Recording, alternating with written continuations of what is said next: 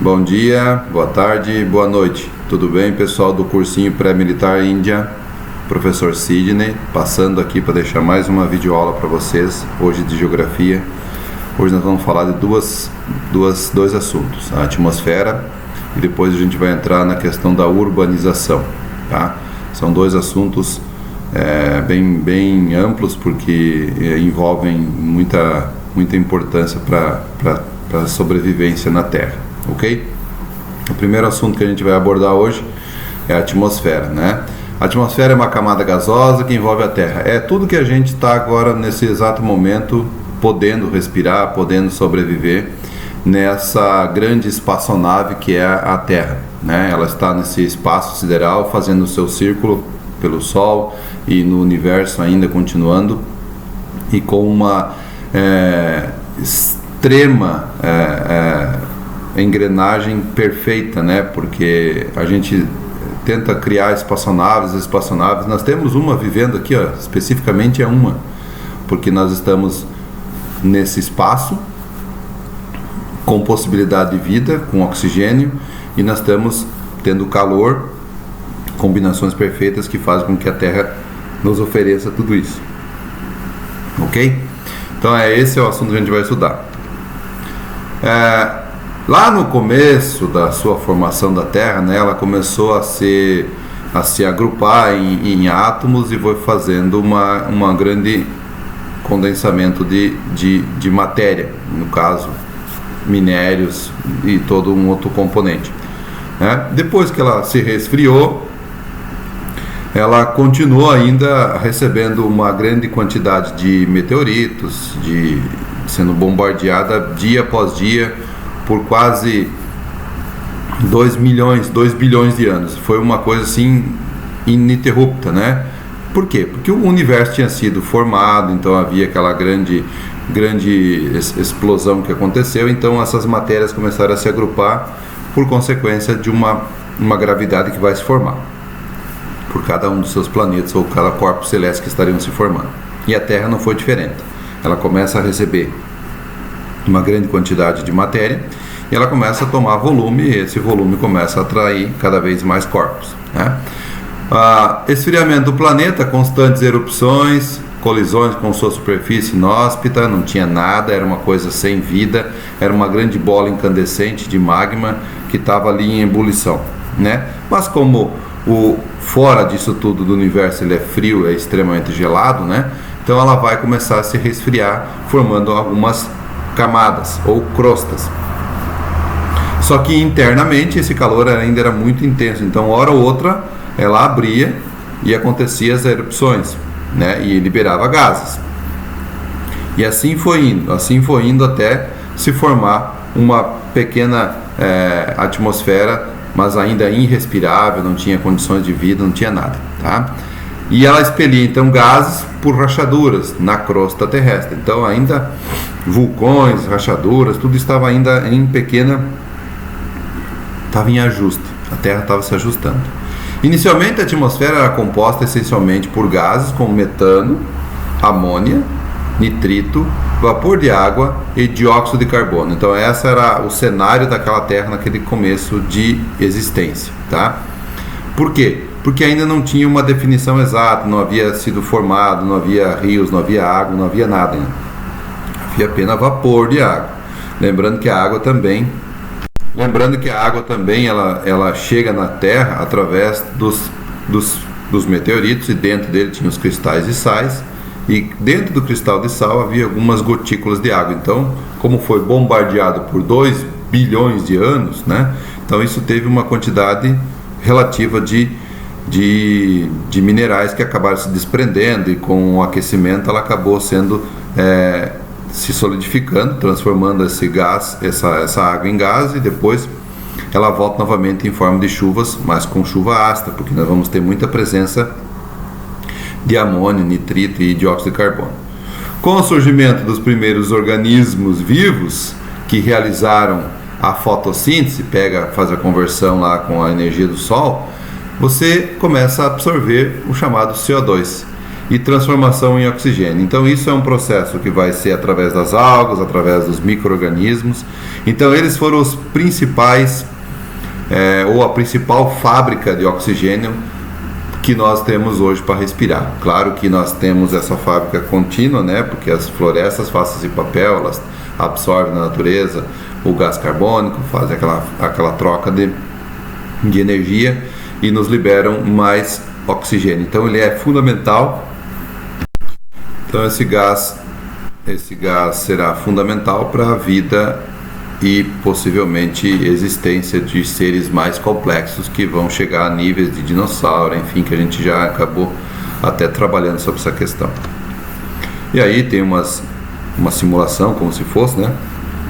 A Terra ainda em formação, os vulcões aparecendo, e é importante que existam os vulcões, porque se não existissem os vulcões nós teríamos uma Terra que explodiria, e aí formaria novamente em pequenos e minúsculos planetas ou até mesmo alguns outros corpos celestes.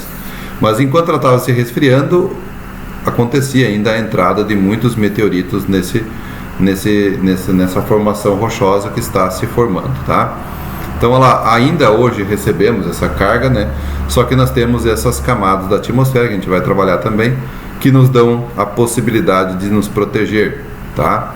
Quando entra no nossa reentrância na atmosfera, né, ela vai passar por camadas e essas camadas vão aquecer e esses meteoritos vão se desintegrar quase que 100%. Vai passar algumas partículas menores, né, que mesmo assim eles causam algum tipo de impacto na nossa atmosfera, mas não que possa. Esses meteoritos acabam ainda caindo na Terra, mas não causam nenhum impacto assim de destruição da vida, como aconteceu há milhões de anos atrás, quando aconteceu um grande impacto no meteorito que fez a extinção da vida naquele período que estava se formando, né? Foi o período que os dinossauros acabaram sendo impactados. Bom, como é que é a composição dessa atmosfera? Então nós temos no nível do mar. O que fala nível do mar, professor? Quando eu estou lá na praia. Se eu estivesse lá na praia, próximo do mar, né? Porque geralmente fala assim, São Miguel do Iguaçu está em qual é o nível do mar?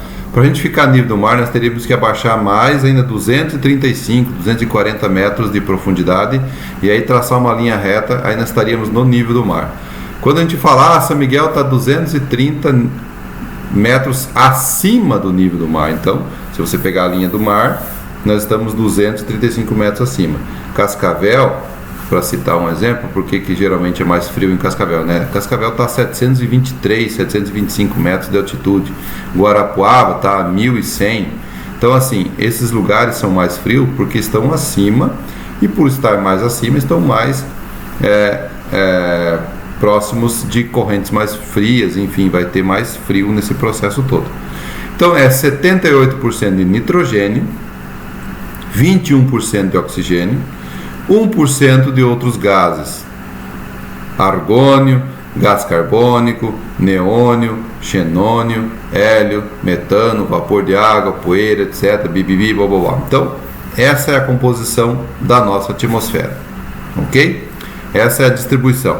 Claro que se você for em lugares muito mais altos, por exemplo, se eu subir lá na Cordilheira dos Andes, esse número aqui vai ser bem menor. As pessoas que vão lá para a Cordilheira têm problema com dor de cabeça, têm problema com dificuldade de se locomover, têm dificuldade de respirar. Por quê? Porque o oxigênio está em menor quantidade, tá? É como você imaginar um monte de bolinhas próximas no nível do mar, estão tudo pertinho, uma agrupadinha na outra. Se você estiver numa montanha, ela vai estar mais dispersa. Então isso dificulta você respirar nesse processo todo. E apenas o povo que vive naquela região, ele se adaptou muito mais. O corpo dele se adaptou. Então ele vai ser preparado para essa questão. Mas a gente que está vivendo sempre no nível do mar, ou próximo do nível do mar, vai para um lugar desse, vai sentir tonturas, vai sentir dor de cabeça, vai ter náusea, vai ter um monte de problema, vai sangrar pelo nariz, tem uma série de coisas que acontecem, porque não estamos preparados para esse processo, tá?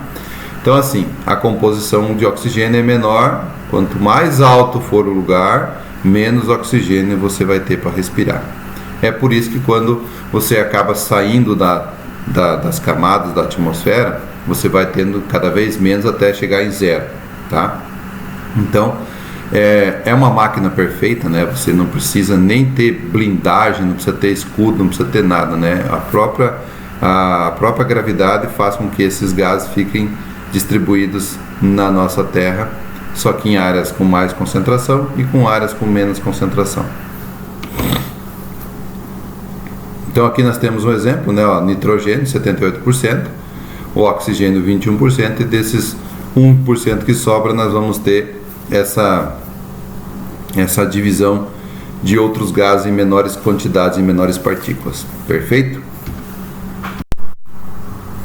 Qual é a função da atmosfera então, meus amiguinhos? Bom, primeira função, né, fornecer oxigênio para nós poder respirar,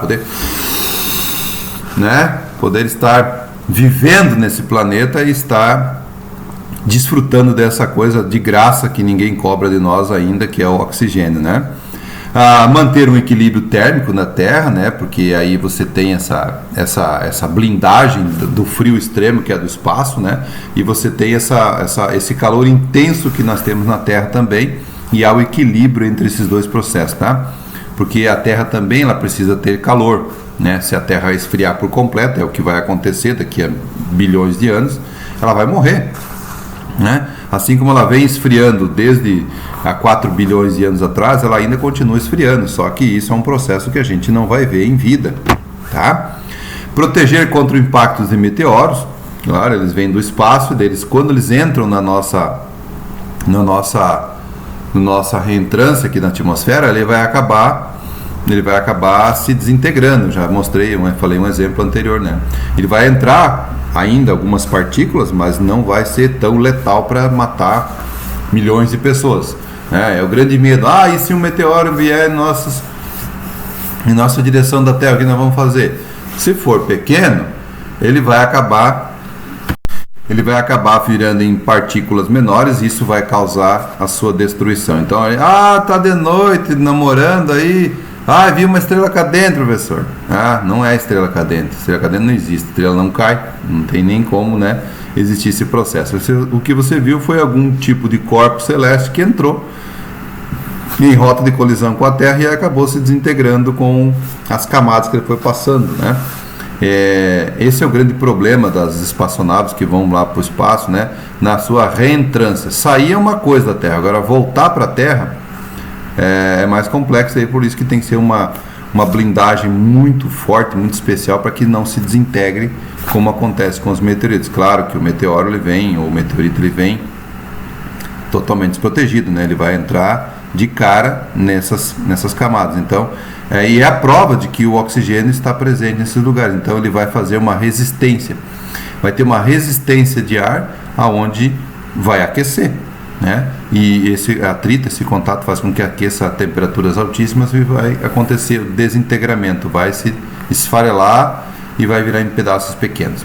Outra coisa importante é filtros, né? É o filtro solar, é o filtro dos raios ultravioletas que causam câncer na pele, né? Claro que se você continuar ainda intensamente saindo no sol sem a devida proteção, sem passar um protetor, né, em determinados horários, você vai ter futuramente um câncer de pele, e isso é uma coisa certeza que vai acontecer, né?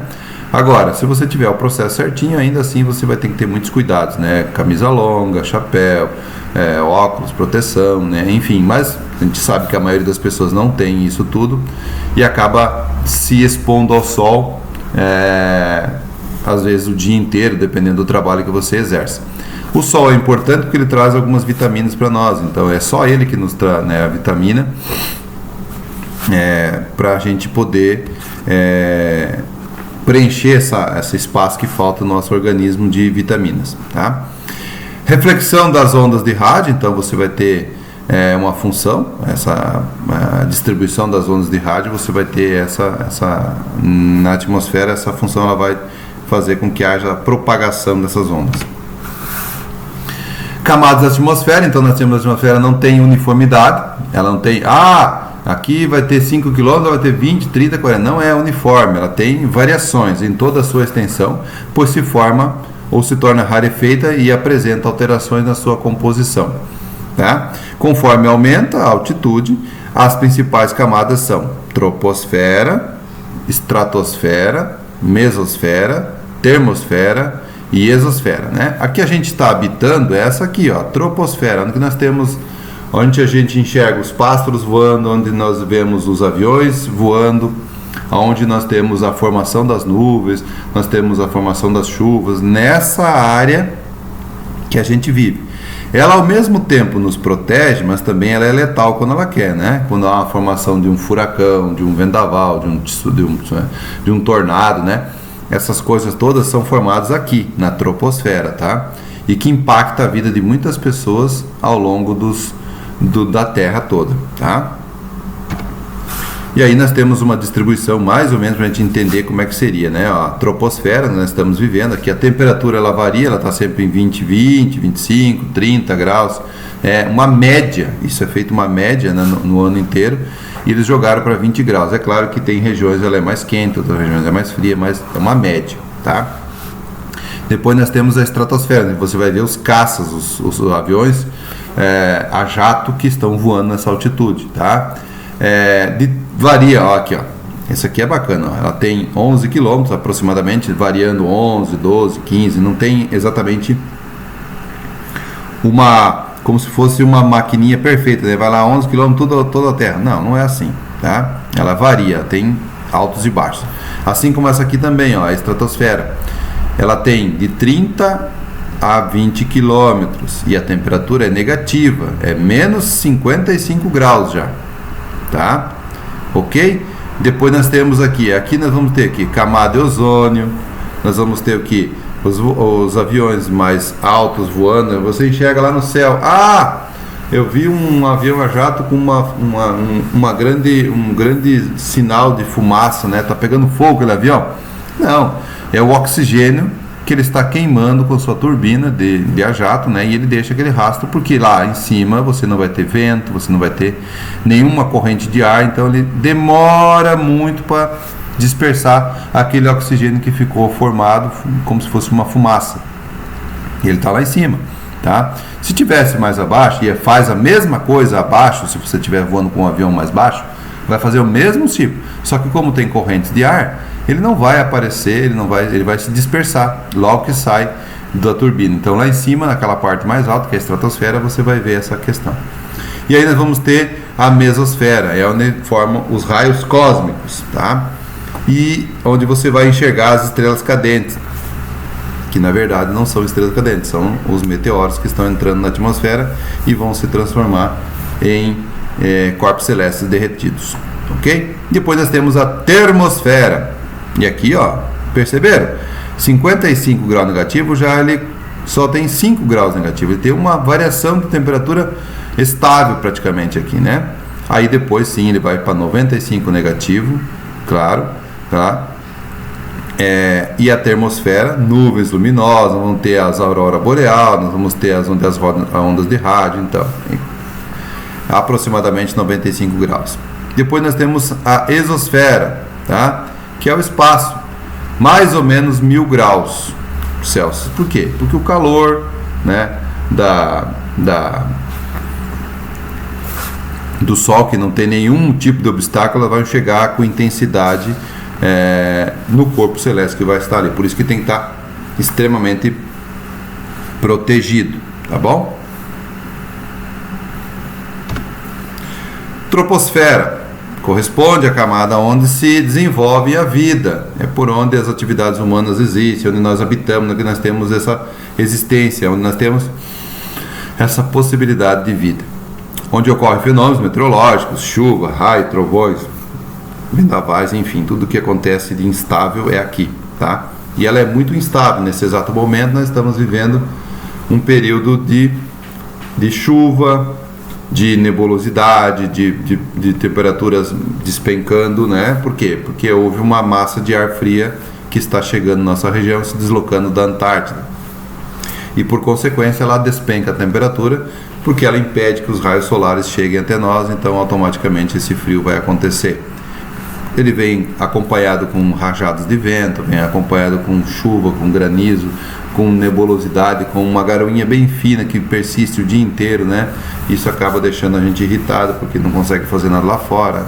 É toda aquela história do inverno. Mas é o inverno, ele chega para todo mundo, tá?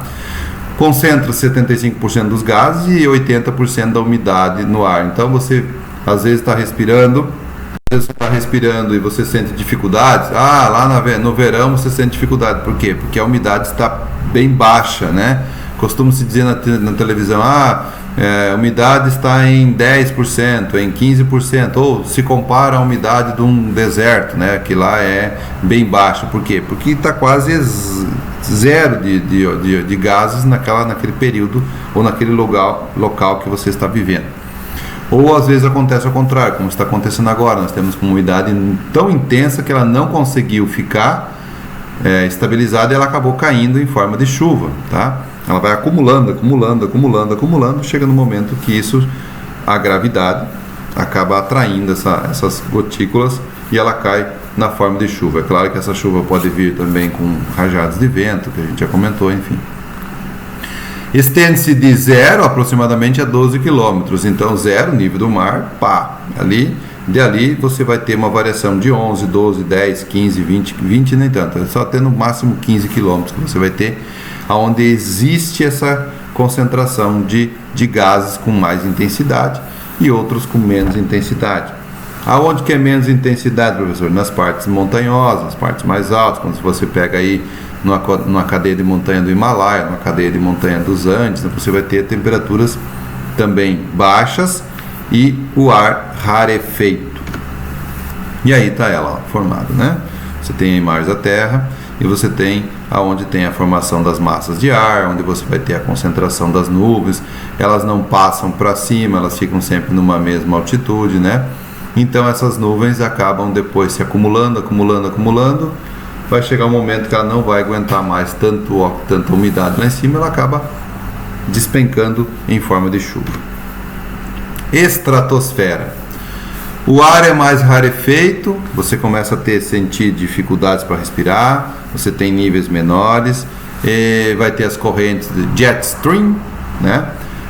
Difusão de luz solar, azul do céu. Você vai estar, se você pegar um avião para voar e for lá naquela parte mais alta, você vai ver um azul mais intenso, e é por isso que a gente enxerga da Terra esse azul todo que a gente consegue enxergar. É o ozônio, né, também, que está presente em grande quantidade nesse lugar, e aí você tem essa visão de céu azul, né? Por que o céu é azul?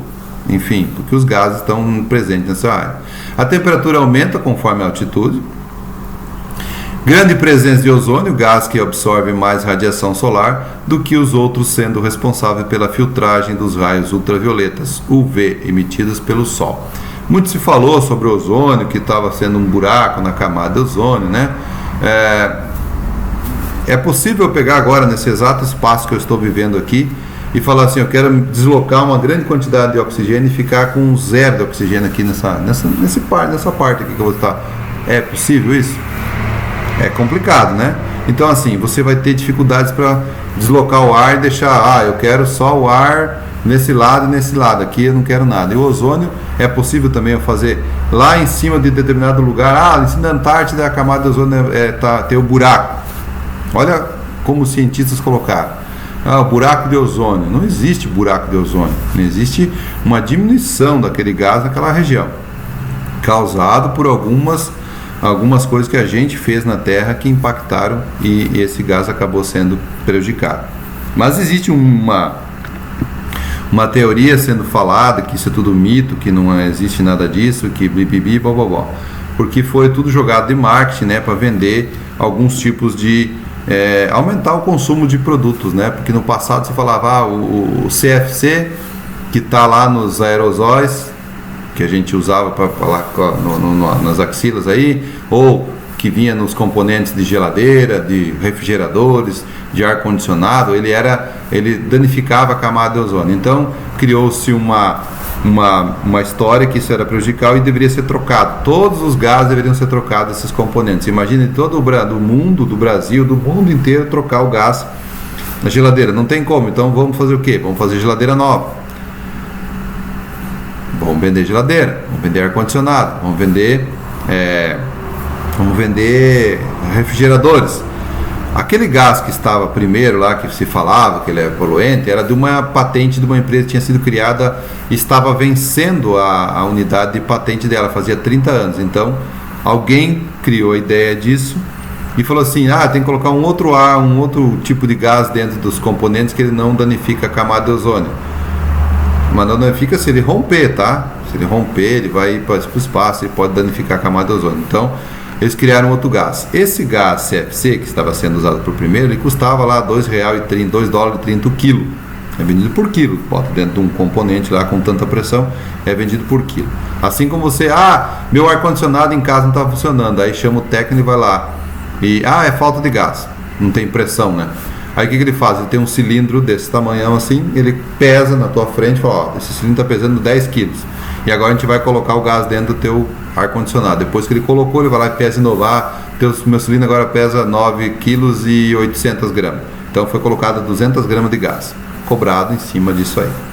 Esse novo gás que eles queriam colocar nos aparelhos em todo o planeta, ele custava $35 o quilo. 2,35. Depois de passado um tempo, eles criaram um outro gás que deveria ser substituído também aquele de 30 e que foi para $80, se não me falha a memória, o quilo. E agora, recentemente, começaram a ver que aquele primeiro gás que era usado lá não fazia problema nenhum para a natureza, então poderia ser usado. Então, cogitando em voltar a usar os CFCs, que ele é um gás extremamente barato e que tem a mesma função do outro. E que não descobriram, que não danifica a camada de ozônio nenhuma. Então tudo jogado de marketing, né? São teorias que falam em cima desse processo, mas enfim, eu quase que acredito nisso tudo porque procede com a informação. E aí nós temos uma outra forma de nós mostrarmos, né, a superfície da Terra recebendo os raios solares, né? Olha só como eles vão se perdendo no caminho, né? Esse UVC, UVB e UVA, né? Ele vai chegar na atmosfera, na Terra, com mais intensidade. Perceba a sua entrância, né? É importante que haja então essas camadas para protegermos nós. Mesosfera. Apresenta temperaturas menores, pois diminui conforme aumenta a temperatura. Apresenta temperaturas menores, pois diminui conforme aumenta a temperatura. Muito bem. Presença de ozônio, aeroluminescência e a combustão dos meteoritos. Meteoroides. Eles vão entrar e vai haver a queima deles e depois vai continuar se desintegrando. Está aqui, um exemplo, né? A entrância dele e aí foi se desintegrando. Termosfera. Apresenta o ar bastante rarefeito, composto por grandes quantidades de partículas de íons, reflete as ondas de rádio. Nessas camadas as temperaturas voltam a aumentar com a altitude e ocorre a aurora boreal, né? Ou austral, também chamada de ionosfera. Se você estiver lá no Polo Norte, né, você vai ver muito disso, aquelas ondas de cor verde intenso que ficam formando imagens que os ancestrais lá no Canadá falam que são os deuses deles, enfim. Mas hoje se provou que é na termosfera que acontecem esses fenômenos aí. E aí tá mostrando, né, as camadas, 100, 200, 300 até 600, a temperatura, né, variando. E aqui tem os raios que fazem a nossa... E eles precisam chegar porque aí a troca de calor, você vai ter vida com o calor também da Terra, com o calor do Sol, então há essa troca de energia, fazendo com que haja habitação da Terra e determinadas existências de vidas. Exosfera apresenta elevadas temperaturas, praticamente inexistência de gases atmosféricos. Situam diversos satélites lá nessa região. Então é ali que os satélites são colocados para mandar informações para a Terra, de TV, de informação, de internet, enfim, de todos os sinais de informação que a gente pode ter, tá? E a exosfera, então, ela varia até 1000 km. Distribuição na camada de ozônio. Rompimento da camada protetora da Terra, com diminuição de 60% do gás ozônio na estratosfera, rarefação. Responsáveis, olha aquela historinha que eu falei: clorofluorcarboneto, CFC, na baixa atmosfera, utilizado em sistemas de refrigeração, solventes, espumas, plásticos e aerosóis. CFC entra em contato com outros tipos de gases graças a reações químicas que acabam por quebrar as moléculas do ozônio. Circulação de ar leva os CFCs em direção a essa parte e acaba prejudicando o ozônio, tá? Distribuição na camada de ozônio ainda. O CFC se fragmenta devido à ação dos raios ultravioletos. O cloro começa a interagir com o ozônio e a partir desse processo ocasiona a quebra desse tipo de molécula e consequentemente destrói a camada de ozônio. É a teoria. A diminuição da quantidade de ozônio resulta no aumento da entrada de raios ultravioletos na superfície terrestre, alterando toda a composição natural do clima e das paisagens, prejudica a fotossíntese, provocando algumas doenças nos seres humanos, como câncer de pele, catarata, queda da imunidade e além de comprometer a vida no planeta. Tá? E aí tá um exemplo, né? Ó, lá em 1979, 1998, 2000, 2005, né?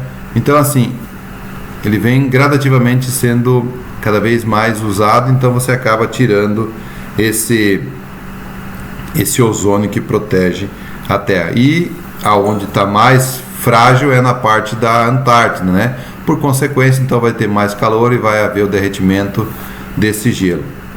É uma teoria, tá? Então assim, eu vou passar agora para vocês uma partezinha do documentário que fala sobre essa questão dos CFCs aí. E fiquem atentos na explicação.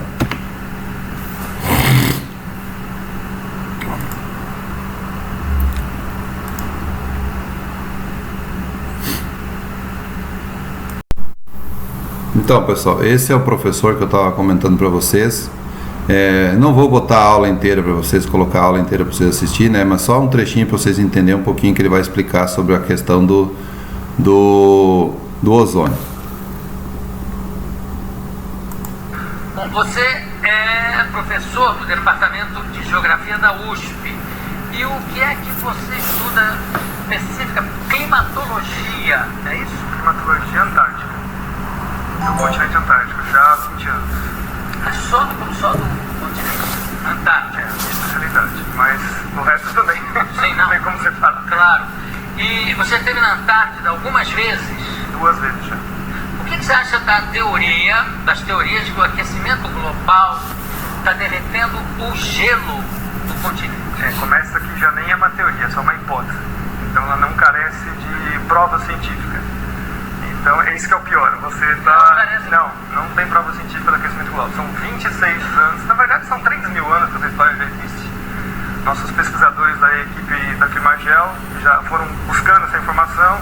Já se discutiu isso nas ágoras das pólenes gregas. Cortar-se árvore ia mudar o clima do planeta. Na Grécia Antiga já no Senado Romano se faria ou não os aquedutos porque ia mudar o clima e por aí foi. Até hoje nós estamos com essa historinha, a mesma coisa. O clima vai mudar, o homem mexe no planeta, não sei o que, e não mexe nada. Mas é engraçado, tem relatos de uma civilização, não sei se é a Inca ou se é Azteca, aonde eles iam cortando florestas para usar essa madeira, inclusive para queimar essa madeira, né, como aquecimento, etc. E à medida, quando chegaram nas últimas árvores, que acabou a floresta, que a civilização também começou a cair, né, a entrar em decadência. Não tem nada a ver uma coisa com a outra. Você destruiu aqui, não tem consequência? Você pode tem que tomar muito cuidado com isso, porque são ações locais e não são ações planetárias. 3/4 funciona. Mesmo assim, a alteração é muito pequenininha, né? A cidade de São Paulo faz o seu microclima, por exemplo, né? Assim não. E aí o clima global é outra coisa, mas o discurso desse pessoal é que a cidade altera o clima do planeta. Portanto, a cidade tem que se adaptar à mudança do clima, que ela mesma não fez. Mas peraí, o raciocínio circular, né? Agora, como é que é? Quer dizer que não tá, a água não toma, o gelo não está derretendo lá? Não, o gelo derrete e congela de novo, né? Tem os seus ciclos, né? Isso já é muito conhecido desde o final da Segunda Guerra Mundial. Primeiro que o próprio cenário de guerra é o cenário polar, né? A gente está acostumado a sempre ver o mundo no planisfério, acha que os Estados Unidos está de um lado de cá, a Rússia está do outro lado, eles vão se matar por mísseis por cima do Atlântico, né? Não, eles vão se matar em cima do polo, né? Na verdade, eles estão pertinhos um do outro, né? Então, o conhecimento do gelo, já na época militar, já é muito difundido. Então, o próprio Ano Geofísico Internacional, 1957 até 58, estendido até 59, a primeira missão dos americanos foi atravessar o polo e, inclusive, colocar um submarino nuclear no polo. Embaixo da exatamente. Primeiro foi o submarino Nautilus, que conseguiu, em 57, atravessar o polo todo. E o submarino Skate, ele conseguiu furar o gelo. Quer dizer, eles já sabiam exatamente aonde estão as bolinhas, que são as aberturas do gelo do Ártico, para poder colocar a arma de guerra lá. Então o clima e militarismo está sempre andando junto. Tudo está andando junto com o militarismo. Como é que é o negócio do nível do mar? Não está subindo ano? Não, o nível do mar continua. Mas tem esse papo? Tem essa história também. As calotas estão derretendo. Não. Primeiro que se fosse derreter alguma coisa, teria que ser a Antártida. Então, aí sim você teria uma elevação do nível considerável. Mas para derreter a Antártida, cara, para nós, você tem que ter uma temperatura na Terra assim, uns 20 ou 30 graus muito mais elevado. Sim, mas a medição do nível do mar está subindo? Não, ele tem pequenas variações. Por exemplo, só o El Niño, que é um fenômeno completamente natural, varia o mar meio metro. E aí os piores cenários do IPCC, que é o painel intergovernamental para a mudança do clima, né? O pior cenário deles é 50 centímetros. Em quanto tempo? Em 100 anos. Mas não tem uma medição feita pelo Capitão Cook? Tem. E quando é? Acho que é 1780, mais ou menos. E de lá para cá? No mesmo lugar. O nível do mar está no mesmo lugar. Então, que alívio que você me dá. Nossa. Não, tem uma situação mais engraçada. Eu fui fechar minha conta num banco que se diz sustentável, essas coisas, eu odeio essa história, né? E, não, mas o senhor faz o quê? Eu sou professor de climatologia. O mundo vai acabar, é assim, as pessoas estão assim, apavoradas, o mundo vai acabar. Não, a Mariana estava preocupadíssima, inclusive ela tampa tudo que é espelho até hoje. Foi o aquecimento global. De ver o reflexo do aquecimento global. O aquecimento global virou o bode expiatório para todos os males da humanidade. Bom, e falando em aquecimento, e a famosa, não é a calota polar, como é o efeito estufa? Esse é o pior de todos, né? Esse é uma física impossível. Ai, eu estou tão contente hoje. Quer dizer, o mundo terminar em 2012, nem pensar, né? De jeito nenhum. Tá. Então vamos para o efeito estufa. Como é que é? O efeito estufa é a maior falácia científica que existe na história, né? Primeiro que ele é baseado num conceito científico que não existe. A Terra tem essa temperatura porque ela tem atmosfera, recebe energia do Sol, olha tem aí, interação com a atmosfera. Viu? E por lei dos gases, note, não é uma teoria, é a lei dos gases, pressão, temperatura, né, e volume. Então, por causa de ter uma atmosfera, nós temos essa temperatura. Aí eu adoro essa discussão assim que os aquecimentistas, que são os que trabalham pro lado do aquecimento global. Não, mas o maior exemplo de que o CO2 realmente acaba com o planeta Terra, acabaria com o planeta Terra, é Vênus. Aí eu falo, é? Qual é a pressão atmosférica na superfície de Vênus? Não sei, são 90 vezes a pressão atmosférica da Terra. Portanto, a temperatura lá é de 400 graus na superfície, não é por causa do CO2, é por causa da pressão atmosférica da atmosfera de Vênus. Então, e Vênus também tem o problema da camisa, né? Que deve ter uma certa influência. Agora, e o efeito, quer dizer que não há o efeito estufa? Não, essa física não existe. Então, o negócio do boom dos carneiros da Nova Zelândia, você já ouviu falar? Já. Não é que é uma quantidade tão absurda de bons Tem que vai causar o apocalipse, porque vai estourar com a calota não, como é que chama? Com a famosa camada de ozônio. Que não existe, né? A camada de ozônio é uma coisa que não existe. Né? Olha aí, ó, presta atenção. Meu Deus, que magnífico hoje. Presta atenção na matéria. O carneiro pode dar pulo à vontade. Eu sei que tem fazendeiros ensinando o carneiro a se segurar. Pode soltar. A história do ozônio é conhecida como, né, nos cientistas sérios, não esses aí que estão aí vendidos chapa branca, que a gente chama, né? Trabalham para governos, empresas, etc. Então, cientistas sérios, o próprio pai da coisa é o Dobson, que no ano geofísico internacional se propôs a ir para a Antártica justamente para saber qual era a variação do ozônio na calota polar. Ele já sabia que o ozônio desaparecia completamente na Antártica. E aí de lá para cá, os caras desaparecem com essas informações e falam que é o seu desodorante que destrói a camada de ozônio. Nossa, nunca mais eu pego um sujeito fedendo, brigar com ele, para botar desodorante. Aí quando você vai ver o que acontece, é a quebra das patentes dos CFCs, os gases refrigerantes. Então em 87 começam a terminar as patentes, elas começam a se tornar públicas, você não precisa mais pagar royalties para elas. Então a indústria toda que detém essas patentes lança um substituto chamado HCFC, que é um organofluorado como qualquer outro, mas custa, né, o CFC passa a custar $1,38 o quilo, o outro passa para $38 o quilo.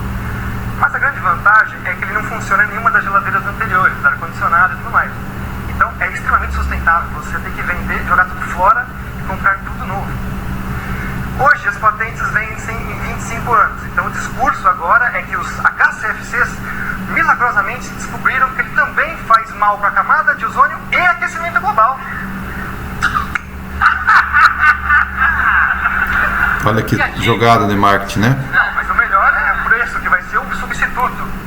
Que as empresas agora falaram que vão garantir que não vai dar mais problema. Né? $128 o quilo. E também não vão funcionar nos outros equipamentos. A gente tem sempre essa jogada, né? Se vocês perceberem agora, mas não é só trocar o gazinho do refrigerante. Parques industriais inteiros têm que ser trocados. Porque existe o Então, pessoal, perceberam as jogadas de marketing, né? O primeiro gás que danificaria a camada de ozônio, que não danifica nada, não coisa nenhuma, ele custaria $1,30, $1,40. O substituto desse gás, que não se adaptaria naquela geladeira, teria que ser $30 o quilo, né? E o futuro agora, que nós estamos vivendo, que é agora, esse novo gás que tem que ser $128 o quilo. Então, assim, nenhum deles vai danificar nada na camada de ozônio. O problema é pegar esse gancho da camada de ozônio, que a população toda fica com medo, porque isso pode isso, porque aquilo, porque aquele outro, nós vamos sofrer ondas de calor, vai haver derretimento, vai aumentar o nível dos mares. Olha o próprio El Niño, quando ele se forma e atua com muita intensidade, ele já aumenta o nível do mar em 50 centímetros, tá? Então falar que a Terra vai aquecer e os oceanos vão subir 50, já com o El Niño já acontece isso, é recente para nós, é visível. Então são tudo jogado de marketing para poder vender seus produtos e fazer com que a gente consuma cada vez mais produtos achando que nós estamos consumindo coisas que não danifica a camada de ozônio, que não isso, que não aquilo, que eu sou um cara corretamente, ecologicamente correto, ok? Então essa é a dica. Não acreditem em muitas coisas que falam sobre esse negócio de aquecimento global, que às vezes é só jogada de marketing para vender produtos e deixar você com medo e confuso na história toda, ok? Muito obrigado a todos, até a próxima.